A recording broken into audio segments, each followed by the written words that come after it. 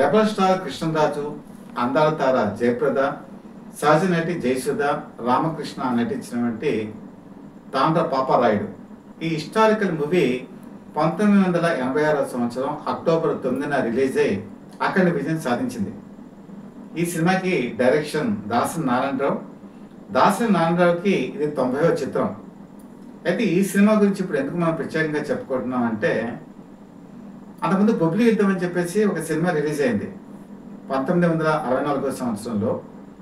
ఆ రోజు అదొక హిస్టారికల్ మూవీ. అదే పూర్తిగా బ్లాక్ అండ్ వైట్లో తీయడం జరిగింది. ఎన్టీ రామారావు, ఎస్వి రంగారావు ఇలాంటి అతిరథ మహారంతా అంతా కూడా అందులో నటించారు. అయితే ఆ సినిమా ఆ రోజు ప్రజల్ని రంజింపచేసింది. కానీ మరి కృష్ణరాజు మధ్యలో ఒక ఆలోచన వచ్చింది. ఆ రోజు తీసినటువంటి సినిమా పూర్తి హంగుల అత్యాధునిక వసతులు ఇవన్నీ లేవు. అయితే ఇప్పుడు కనుక వచ్చేప్పటికి ఒక సినిమా స్కోపు, కలరు ఇవన్నీ అత్యాధునికమైన ఫెసిలిటీస్ అన్ని కూడా సినిమా పరిశ్రమలోకి వచ్చాయి. కాబట్టి ఈ సినిమాని మనం ఒక అథెంటిక్గా తీస్తే ఎలా ఉంటుంది అని చెప్పేసి వచ్చిన ఆలోచనే ఈ తాండ్ర పాపారాయుడు. అదే తాండ్ర పాపారాయుడు రాజ్యాన్ని పరిపాలిస్తున్నటువంటి వ్యక్తి. తన చెల్లెంటి చిన్నమ్మదేవిని రంగారాయుడు తమ్ముడేంటంటే వెంకటరాయుడికి తన పెళ్లి చేయడంతో వాళ్ళిద్దరి మధ్య ఒక బంధుత్వం కూడా ఏర్పడుతుంది. ఆ బంధుత్వం ఏర్పడిన అతి కొద్ది కాలంలోనే ఈ బొబ్బిలి యుద్ధం అనేది వస్తుంది. అయితే ఈ సినిమాకి ప్రేరణ ఏంటి అంటే, ఆ రోజు తెలుగు సినిమా ఇండస్ట్రీలో సోషల్ ఎలిమెంట్స్తో పిక్చర్స్ వచ్చాయి, క్రైమ్ ఎలిమెంట్తో వచ్చాయి, అలాగే ఫ్యాంటసీ వచ్చింది, అన్ని రకాలు వచ్చేసాయి. కాక పౌరాణిక అయితే మనకి తిరగలేదు. మన తెలుగు చలనచిత్రంలో పౌరాణిక సినిమాలు తీసినటువంటి చిత్రాలు ఏ సినిమా ఫీల్డ్లో కూడా తీయలేదు. అయితే హిస్టారికల్ మూవీస్ వచ్చేప్పటికి మాత్రం మనం బాగా వెనకబడిపోయి ఉన్నాం.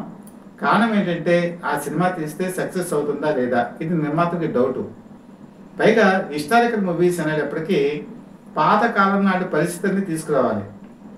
అప్పటికే కలర్ వచ్చేసింది, సామాజిక పరిస్థితులు మారిపోయాయి, పాతకాలం వైభవం తీసుకురావాలి, కాస్ట్యూమ్స్ కూడా ఈ సినిమాకి ఎసెట్గా నిలవాలి. ఇది చూసుకుంటే 18వ శతాబ్దానికి చెందినటువంటి కథ. 1787 కరెక్ట్గా చెప్పాలంటే ఆ ప్రాంతంలో వచ్చినటువంటి కథ, 85వ ప్రాంతాల్లో. కాబట్టి ఇది తీయాలంటే గట్స్ ఉండాలి. కాబట్టి ఈ సినిమాని కృష్ణరాజు ఛాలెంజింగ్గా తీసుకుని తన ఐడియాని దాసనారాయణరావుకి చెప్పారు. చెప్పిన తర్వాత ఆయన కూడా దాన్ని మలిచినటువంటి తీరు అద్భుతం. ఈ సినిమాకి పాటలు, మాటలు పెద్ద ఎసెట్గా నిలుస్తాయి. డాక్టర్ సి నారాయణ రెడ్డి వంటి వాళ్ళు అద్భుతమైన అభినందన మందారమాల అనేటువంటి పాట కూడా రాశారు. ఆ సినిమాకి అది హైలైట్. అలాగే మల్లికన్న మెత్తన తండ్రి దీవెన అని చెప్పేసి పాట, అది కూడా ఈ సినిమాకి హైలైట్గా నిలుస్తుంది. మరి కొండవీటి వెంకట కవి ఈ సినిమాకి మాటలు రాశారు. కొండవీటి వెంకట కవి గురించి మనందరికీ కూడా తెలుసు. దానవీర సూరకర్ణ ఈ సినిమాలో కుల వ్యవస్థ మరి ఏ విధంగా మన దేశాన్ని ఒక విధంగా ఇబ్బందికి లోన్ చేస్తుందో ఇందులో స్పష్టంగా కమ్యూనిటీ పాత్ర ద్వారా ఆయన అనేక డైలాగ్స్ ద్వారా చెప్పించడం జరిగింది. ఈ సినిమా కూడా వచ్చేప్పటికి పాశ్చాత్య దేశాలు మన ఇండియా మీద కబళించి మన సంస్థానాన్ని ఏ విధంగా దోచుకుంటున్నాయి. బుస్సీ ఇందులో ప్రధానమైన పాత్ర. ఫ్రెంచ్ వాళ్ళు వచ్చి మన దేశాన్ని ఏ విధంగా ఆక్యుపై చేసుకుంటే స్వాభిమానంతో మన దేశాన్ని మనం ఎలా ఎదుర్కొన్నాము, మన ఆత్మాభిమానాన్ని ఎలా కాపాడుకున్నాము, బొబ్బిలి యుద్ధం దానికి ఆత్మాభిమానానికి ఎలాగా ప్రతీకగా నిలిచింది, తాండ్ర పాపారాయుడు పౌరుషం ఏంటో ఈ సినిమా ద్వారా అనేక డైలాగుల ద్వారా కొండవీటి వెంకట కవి చెప్పడం జరిగింది. అయితే ఈ సినిమా వచ్చేప్పటికి రాజమహేంద్రవరానికి సంబంధించి బుస్సీ వచ్చి ఇక్కడ సంస్థానాలందరికీ కూడా కప్పం కట్టాలి అనేటువంటి ఒక సీన్ ఉంది. ఇది ఈ బుస్సీ పాత్రకి ఎవరిని ఎంచుకోవాలి అని డౌట్ వచ్చినప్పుడు, సహజంగా మన తెలుగు సినిమాలో మోహన్ బాబు ఉన్నారు, లేకపోతే గొప్ప గొప్ప నటీనటులు ఉన్నారు. ఇందులో మోహన్ బాబు ఆల్రెడీ విజయ రామరాజు క్యారెక్టర్ వేయడం జరిగింది. మరి ఈ పాత్రకి ఎవరు తీసుకుంటే బాగుంటుందంటే బొబ్బిలి బ్రహ్మన్న. ఈ సినిమాని హిందీలో ధర్మాధికారి అని చెప్పి తీయడం జరిగింది. ఈ ధర్మాధికారి అందులో ప్రాణ్ వేశారు. ప్రాణ్ ఈ గోపికృష్ణ మూవీస్కి చాలా చక్కటి సహకారం అందించాడు. కాబట్టి ప్రాణ్ని ఇందులో మీకు బుస్సీ పాత్రకి తీసుకోవడం జరిగింది. కరెక్ట్గా ఆహారం కానీ మాట తీరు కానీ అన్నీ కూడా బుస్సీ పాత్రకి ప్రాణం పోశాడు. అయితే రాజమహేంద్రవరంలో ఈ సీన్ని ప్రారంభ దృశ్యంగా తీయడం జరిగింది. అంటే డిసెంబర్ 21, 1985 సంవత్సరంలో తాండ్ర పాపారాయుడు రాయబారానికి ఈ ప్రాణ దగ్గరికి వచ్చేటువంటి సన్నివేశాన్ని ప్రారంభంగా తీశారు. చాలా వ్యయ ప్రయాసకు లోనయ్యారు. ఆ సెట్ వేయటం, హంగామా, ఆ తర్వాత వీరోచిత దృశ్యాలు, పోరాట సన్నివేశాలన్నీ కూడా ఈ సినిమాకి ఒక ప్రత్యేక ఆకర్షణగా నిలుస్తాయి. అయితే అసలు ఈ పాత్రలు కనుక చూసుకుంటే జయసుధ బొబ్బిలి మహారాణిగా నటించారు. ఈ సినిమా ప్రారంభానికి ఆవిడ మ్యారేజ్ అయిపోయింది, అప్పటికి ఇంకా ప్రెగ్నెంట్ కాదు. ఈ సినిమా దాదాపు ఒక 9 నెలల పాటు దీనికి చిత్రీకరణ జరిగింది. ఈ చిత్రీకరణ జరిగేటువంటి సమయానికి జయసుధ 7 నెలలు ప్రెగ్నెంట్ అయిపోయి కొన్ని సీన్స్ లాస్ట్కి వచ్చేప్పటికి తీయడానికి చాలా ఇబ్బందికరంగా తయారైంది. కాకపోతే క్లోజప్ షాట్స్లో వీటన్నిటిని చిత్రీకరించి ఆ రోజు న్యాచురాలిటీ పోకుండా దాసనారాయణరావు ప్రాణం పోశారు. ఇందులో ఇంకొక ప్రత్యేకత ఏంటంటే కృష్ణరాజు ఈయన ఎంపీ అయ్యారు, తర్వాత కేంద్ర మంత్రి అయ్యారు. ఈ సినిమాకి డైరెక్ట్ చేసినటువంటి దాసన్ నారాయణరావు తర్వాత ఆయన ఎంపీ అయ్యారు, కేంద్ర మంత్రి అయ్యారు. సుమలత చిన్నమదేవిగా నటిస్తుంది. చిన్నమదేవిగా నటించినటువంటి సుమలత ఆవిడ కూడా ఎంపీ అయ్యారు. ఇందులో విజయరామరాజుగా నటించినటువంటి మోహన్ బాబు ఆ తర్వాత కాలంలో ఎంపీ అయ్యారు. అలాగే జయప్రద ఈ సినిమాలో నటించిన తర్వాత ఆవిడ కూడా రాజ్యసభ మెంబర్గా అయ్యారు, మామూలు పార్లమెంట్ మెంబర్గా కూడా అయ్యారు. సో ఆవిడ కూడా ఎంపీ అయ్యారు. ఆ తర్వాత జయసుధ కనుక చూసుకుంటే సికింద్రాబాద్ నుంచి ఎమ్మెల్యేగా ఎన్నిక అవ్వటం కూడా జరిగింది. ఇన్ని ప్రత్యేకతలు ఉన్నాయండి ఈ సినిమాలో. ఈ సినిమా కనుక సంగీతం కనుక చూసుకుంటే సాలూరి రాజేశ్వరరావు సినిమా ప్రారంభం నుంచి చివరి దాకా పతాక సన్నివేశాల్లో సాలూరి రాజేశ్వరరావు చూపించినటువంటి సంగీతం మన ఒకసారి ఆనంద ఆశ్రమానికి లోంచి కావస్తుంది. అంత అద్భుతంగా సాలూరి రాజేశ్వరరావు ఈ సినిమాకి సంగీతాన్ని సమకూర్చి ఈ చిత్ర విజయానికి దోహదపడ్డారు. ముఖ్యంగా చూసుకుంటే ఈ వెంకటరాయుడు క్యారెక్టరు ఆ రోజు ఎవరికి ఇవ్వాలి? ఎందుకంటే ఇది ఫెరోషియస్ క్యారెక్టరు, వీరోచితమైన దృశ్యాలన్నీ కూడా ఇందులో ఉంటాయి. ఇందులో సుధాకర్ని ఎంపిక చేయడం జరిగింది. సుధాకర్ మనం చెప్పుకోవాలంటే ఒక మంచి నటుడు. ఇతను తమిళ ఇండస్ట్రీలో 75 సినిమాల్లో హీరోగా నటించాడు. చిరంజీవి కన్నా కూడా మొట్టమొదటిగా హీరో అయింది కూడా సుధాకరే. మీకు అందరికీ తెలుసు, సుధాకర్, చిరంజీవి, హరిప్రసాద్ వీళ్ళందరూ కూడా ఒకే రూమ్లో ఉండేవాళ్ళు. మొట్టమొదటి అవకాశాలు వచ్చి తారాపదానికి వెళ్ళినటువంటి సుధాకర్ తమిళనాడులో జరిగినటువంటి రాజకీయాల వల్ల అక్కడి నుంచి తెలుగు పరిశ్రమకి షిఫ్ట్ అయ్యారు. అగ్నిపూలు అనేటువంటి సినిమాలో ఆయన విలన్గా నటించారు. అలాగే కొన్ని సైడ్ క్యారెక్టర్స్, సైడ్ హీరోస్గా కూడా ఆయన చేయడం జరిగింది. ఒకనొక టైంలో ఇంకా సుధాకర్కి కామెడీ చేయని తప్పని పరిస్థితి కూడా వచ్చేసింది. ఈ సినిమా చేసే టైం కూడా సుధాకర్ కామెడీ వేషాలు వేస్తున్నారు. దాసరి నారాయణరావు అతనిలోని టాలెంట్ని గుర్తించి ఒక అద్భుతమైన క్యారెక్టర్ ఇచ్చినటువంటి సినిమా ఈ తాండ్ర పాపారాయుడు. తాండ్ర పాపారాయుడులో సుధాకర్ ఫస్ట్ నుంచి చివరి వరకు కూడా చాలా అద్భుతమైన సన్నివేశాల్లో చాలా అద్భుతంగా నటిస్తారు కూడా. అతని కెరీర్లో తన నటనకి గీటురాయి, తన మంచి నటన ఉంది అని నిరూపించుకునే చిత్రం మాత్రం తాండ్ర పాపారాయుడిని చెప్పక తప్పదు. మరి ఇక్కడ కనుక జయప్రద కనుక చూసుకుంటే తాండ్ర పాపారాయుడికి ప్రేయసిగా తన అందాలని కూడా అభినయిస్తూ మంచి డాన్స్, మీకు కనుక చూసుకుంటే అభినందన మందారమాల అనేటువంటి ఈ పాటలో ఆవిడ చేసేటువంటి డ్యాన్సు ఆ రోజు అందరినీ కూడా ఆకట్టుకుంది. ఈ సినిమా విజయానికి ఆవిడ చేసినటువంటి నాట్యం కూడా ఒక ప్రధానమైన అంశంగా మనం భావించవచ్చు.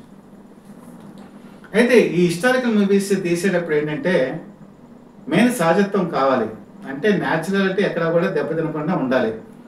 అయితే దీనికి చాలా హార్డ్ వర్క్ చేశారు. దీనికి కారణం ఏంటంటే ఆ రోజు మరి లా అని చెప్పేసి ఒక ఆఫీసర్ ఉన్నారు, ఈయన బుస్సీ దగ్గర పనిచేశారు.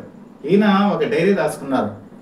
ఈ డైరీ రాసుకున్నప్పుడు అసలు బొబ్బిలి యుద్ధం ఎలా జరిగింది, తాండపాపారాయుడు వ్యక్తిత్వం ఏంటి, ఆయన వీరత్వం ఏంటి అని చెప్పి క్లియర్ కట్గా రాసుకున్నారు. దాన్ని ఆధారంగా బేస్ చేసుకుని ఈ సినిమా తీయడం జరిగింది.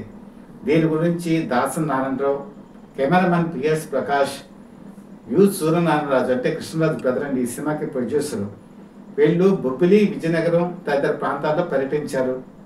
అక్కడ మ్యూజియం ఉందండి. ఆ మ్యూజియంలో అక్కడికి సంబంధించినటువంటి వస్తువులు, చారిత్రక నేపథ్యం, ఆ విధంగా యుద్ధం జరిగినటువంటి ప్రాంతం ఇవన్నీ కూడా పరిశీలించారు. అసలు యుద్ధం ఎందుకు జరిగింది, దానికి దారితీసిన పరిస్థితులు ఏంటి అని వాళ్ళు అనేక రకాలుగా పరిశోధించినప్పుడు బొబ్బిలి రాజ్యం 22 పరగణాలు, విజయనగర సామ్రాజ్యం 72 పరగణాలు. ఈ రెండు కూడా మొట్టమొదటి మిత్రతోనే ఉన్నాయి. కానీ ఒకానొక సందర్భంలో విజయరామరాజుని బొబ్బిలికి పిలిచినప్పుడు ఆత్మీయ సమావేశంలో కోడి పందాలు జరుగుతాయి. ఆ కోడి పందాల్లో విజయనగరం సంబంధించినటువంటి కోడి పరాజయం పాలవడంతో కోడి పుంజు విజయనగరం సంబంధించినటువంటి విజయరామరాజు ఆత్మాభిమానం దెబ్బతింటుంది. ఇందులో మోహన్ బాబు ఈ క్యారెక్టర్లో చాలా అద్భుతంగా నటించారు. ఆయన విలనిజం, ఆహాభావాలు, డైలాగ్స్, ఆయన భార్యగా ప్రభ కూడా ఇందులో అత్యుత్తమమైన నటనని ప్రదర్శిస్తారు. ప్రభ అంటే మీకు అందరికీ తెలిసిందే, చాలా మంచి సినిమాల్లో వేశారు. ఆవిడ నచ్చ చెప్పే క్యారెక్టర్లో కూడా చాలా బాగా నటిస్తారు. యుద్ధం వద్దు మనకి అని చెప్పేసి విజయరామరాజుకి నచ్చ చెప్పినా కూడా వినడు. మోహన్ బాబు ఆసంతం కూడా ఈ సినిమాలో ఒక ప్రత్యేక ఆకర్షణగా నిలుస్తారు. అలాగే ఆ యుద్ధం జరిగేటువంటి సన్నివేశాలు ఇది మన హైదరాబాద్లో తీయడం జరిగింది. ఇప్పుడు ఫిల్మ్ నగర్ అంటారు కదా, ఫిల్మ్ నగర్ ఆ టైంకి ఏంటంటే పూర్తిగా కొండలు, గుట్టలు ఇలాంటి వాటిలో ఉండేవి. అక్కడ యుద్ధ సన్నివేశాలు తీశారు. ఈ సినిమాకి అయినటువంటి బడ్జెట్ 1,70,00,000. యుద్ధ సన్నివేశాల గురించి 50 లక్షల రూపాయలు వ్యయం చేశారు. అప్పట్లో 2 స్టూడియోస్లో ప్రధానంగా ఈ సినిమా షూటింగ్ జరిగింది. వాటి పద్మాలయ స్టూడియో, ఒకటి అన్నపూర్ణ స్టూడియో. అంటే చెన్నైకి ఉన్నా కూడా మన ఆంధ్రప్రదేశ్లో తీయాలి అని చెప్పేసి రెబల్ స్టార్ కృష్ణరాజు కోరిక మేరకు దాసన్ నారాయణరావు హైదరాబాద్ వచ్చి ఈ సినిమా తీయడం జరిగింది. ముఖ్యంగా ఈ సినిమా తీస్తున్నటువంటి సందర్భంలోనే పద్మాలయ స్టూడియోస్లో సింహాసనం అనేటువంటి సినిమా కూడా అప్పటికి చిత్రీకరణ పూర్తయింది, రిలీజ్ అయిపోయింది కూడా. అంటే 86 మార్చిలోనే రిలీజ్ అయింది. ఈ సినిమా వేసిన సెట్స్, రాజ దర్బారు అలాంటి ప్రాపర్టీస్ అన్నీ కూడా ఈ తాండపాపారాయుడు సెట్స్ కూడా ఉపయోగించుకున్నారు. అందుకని మీకు ఇందులో ఎక్కడ కూడా చాలా రిచ్నెస్ కనబడుతుంది. ఇప్పుడైతే ఈ సినిమాని తీసేటప్పుడు డిజిటల్ సిస్టమ్ వచ్చేసింది, తర్వాత గ్రాఫిక్స్ వచ్చాయి, వేలాది మంది సైనికుల్ని మనం చూపించవచ్చు. కానీ వీళ్ళ దగ్గర అప్పుడు అట్లాంటి పరిస్థితులు లేవు. 500 మంది జూనియర్ ఆర్టిస్టులు యుద్ధ సన్నివేశాలు పాల్గొన్నారు. దీనికి 28 రోజుల పాటు ప్రత్యేకంగా కేటాయించి 2 యూనిట్లు పనిచేసాయి. ఆ 2 యూనిట్లు కూడా stunt masters 2, cameramen 2, cameras 4 cameras వాడారు. ఇందులో గుర్రాలు, తర్వాత ఒంటెలు, ఏనుగులు ఇవన్నీ కూడా రాజస్థాన్ నుంచి ప్రత్యేకంగా తెప్పించారు. వాటిని లాస్ట్ యుద్ధంలో కురుక్షేత్ర మహాసంగ్రామం తలపించే రీతిలో ఈ సినిమాలో చిత్రీకరించడం జరిగింది. నిజంగా యుద్ధం ఒక భయంకరంగా ఉంటుంది. ఇందులో మీకు అన్ని రసాలు ఉంటాయి. ఒక క్రోధం ఉంటుంది, ఒక భయం ఉంటుంది, ఒక శృంగారం ఉంటుంది, ఒక ప్రేమ ఉంటుంది, ఒక అనురాగం ఉంటుంది. అన్నీ ఈ సినిమాలో ప్రతి రీల్లో మీకు కనిపిస్తాయి. ముఖ్యంగా జయసుధ నటించినటువంటి తీరు, ఆవిడ చూపించినటువంటి ఆహాభావాలు. విజయరామరాజు ఒక లేఖ రాసినప్పుడు, ఆ లేఖ చదివినప్పుడు యుద్ధం అనివార్యం అని చెప్పి అనుకున్నప్పుడు జయసుధ చూపించినటువంటి ఆహాభావాలు. అలాగే రామకృష్ణ అంటే ఇందులో రంగారాయుడు క్యారెక్టరు. ఈ రంగారాయుడు క్యారెక్టరు యుద్ధంలో మరణించినప్పుడు ఆయన కత్తిని తీసుకొచ్చేటువంటి దృశ్యం ఉంటుంది. ఆ కత్తిని చూసి ఆవిడ సడన్గా కూలిపోయి మరణిస్తుంది. ఆ సీన్ అయితే సినిమా థియేటర్లో ప్రతి ఒక్కరిని కూడా కళ్ళమ్మట నీరు తెప్పించినటువంటి సంఘటన. అయితే ఈ నేపథ్యంలోకి వచ్చేప్పటికి అసలు ఈ రంగారాయుడు క్యారెక్టర్ ఎవరికి ఇవ్వాలి? ఆ రోజుల్లో కనుక చూసుకుంటే రంగారాయుడు క్యారెక్టర్ బొబ్బిలి యుద్ధంలో ఎన్టీ రామారావు చేశారు. అదే ఆ స్థాయి తగ్గ నటుడు ఎవరు అని చెప్పేసి దాసన్ నారాయణరావు అన్వేషించడం ప్రారంభించారు. దీనికి అన్నాది పోటీ పడ్డారు. అన్నాది అప్పటికే ఒక మంచి హీరో అయ్యిండి తాగుడికి అలవాటు పడిపోయి సినిమాలకి దూరంగా ఉన్నారు. రెబల్ స్టార్ కృష్ణరాజుతో మంచి అనుభవం ఉంది అన్నాదికి. ఆ అనుబంధంతో ఈ సినిమాలో ఆయన ట్రై చేశారు. ఆయనకి ఇద్దామని అనుకున్నారు, కానీ అప్పటికే తాగుడికి పూర్తిగా బానిసైపోయారు. ఫేషియల్ ఎక్స్ప్రెషన్స్, కళ్ళు బాగా ఉబ్బిపోయాయి, మొహం ఉబ్బిపోయింది.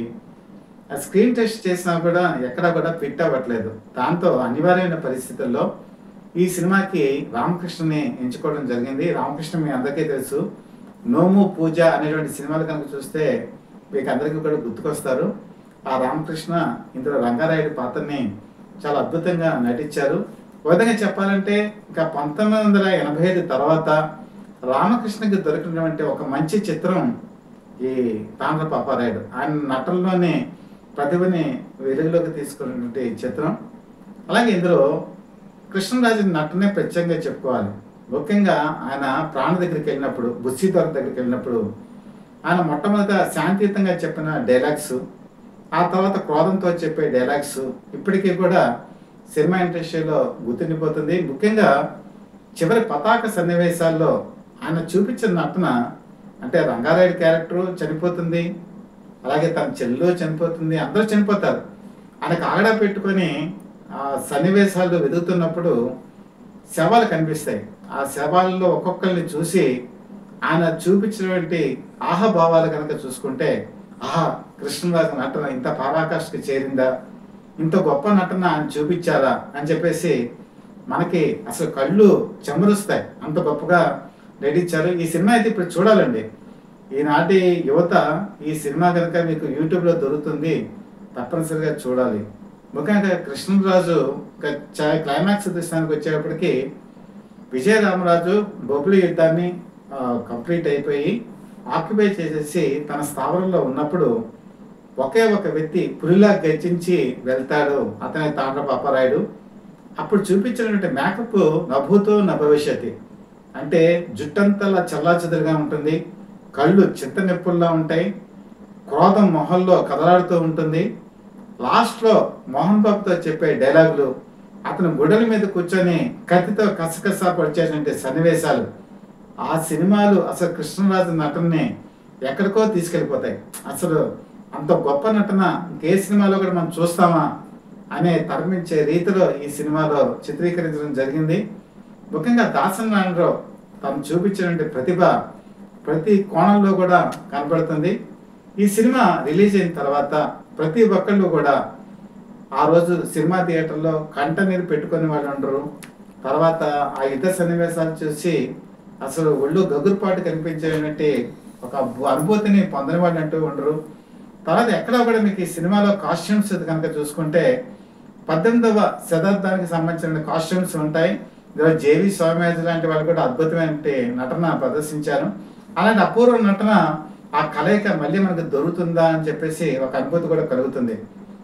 ఈ విధంగా చూసుకుంటే 1986 సంవత్సరంలో ఏవైతే పెట్టుబడి పెట్టారో దానికి మించి లాభాలు ఆర్జించి తాండ్ర పాపారాయుడు ఒక హిస్టారికల్ మూవీగా మన ఇండస్ట్రీలో నిలిచిపోయింది.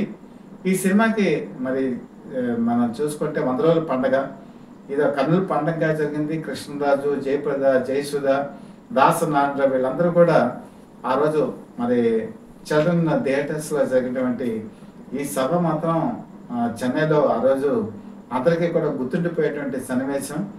ఆ తర్వాత కాలంలో చూసుకుంటే ఇప్పటికి సైరా లాంటి సినిమాలు వచ్చాయి, కానీ ఇంకా మన తెలుగు సినిమా ఇండస్ట్రీకి హిస్టారికల్ మూవీస్ రావాల్సిన తరుణం ఉంది. ఎందుకంటే అప్పట్లో సినిమా మార్కెట్ కనుక చూసుకుంటే కేవలం తెలుగు మాత్రమే పరిమితం. అదే మిగతా మొత్తం రాష్ట్రం అంతానే ఉంది తప్ప దేశమంతా కూడా ఆడేటువంటి పరిస్థితులు ఆ రోజుల్లో లేవు. అయినా సరే అత్యంత భారీ వ్యయంతో వాళ్ళు ఆ సినిమా తీశారు. ఇప్పుడు కనుక చూసుకుంటే మన మార్కెట్ దేశ విదేశాల వరకు కూడా వెళ్ళిపోయింది. ఎన్నో హిస్టారికల్ స్టోరీస్ మన దగ్గర ఉన్నాయి.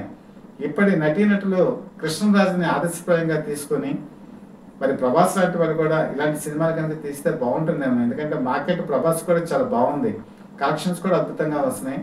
వాళ్ళ పెదనాన్న వారసుడుగా ప్రభాస్ కూడా ఇలా మరపురాని చిత్రాలను కనుక హిస్టారికల్ మూవీస్ కనుక తీస్తే తెలుగు ప్రేక్షకులు ఎప్పుడూ కూడా గుర్తుపెట్టుకుంటారు. ఈ విధంగా తాండ్ర పాపారాయుడు సినిమా మాత్రం చరిత్రలో నిలిచిపోతుంది. వాళ్ళ నటన మన ముందు కదలాడుతూ ఉంటుంది. ముఖ్యంగా సత్యావ్రత పీపుల్ లైవ్ టీవీ ఎప్పుడో పాత చిత్రాలు, అంటే ఇప్పటికే అక్కడ ఉన్నటువంటి ఇన్సిడెంట్స్ తీసుకోవడం కూడా చాలా కష్టంగా ఉంటుంది. అయినా సరే అనేక వ్యయ ప్రయాసకు లోనయ్యి అక్కడ సంబంధించినటువంటి వాళ్ళ బంధువులు కానీ మిత్రులు కానీ వాళ్ళ దగ్గర నుంచి సమాచారాన్ని సేకరించి మీ ముందు ఉంచుతున్నాం. మీకు కనుక నచ్చినట్లయితే మీరు లైక్ చేయండి.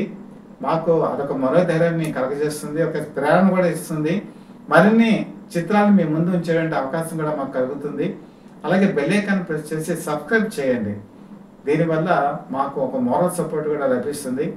మీ దీవెనలో మాకు ఎప్పుడు ఉండాలని చెప్పి మనస్ఫూర్తిగా కోరుకుంటూ మీ చీఫ్ ఎడిటర్ డివిఎస్ఎస్ కృష్ణప్రసాద్.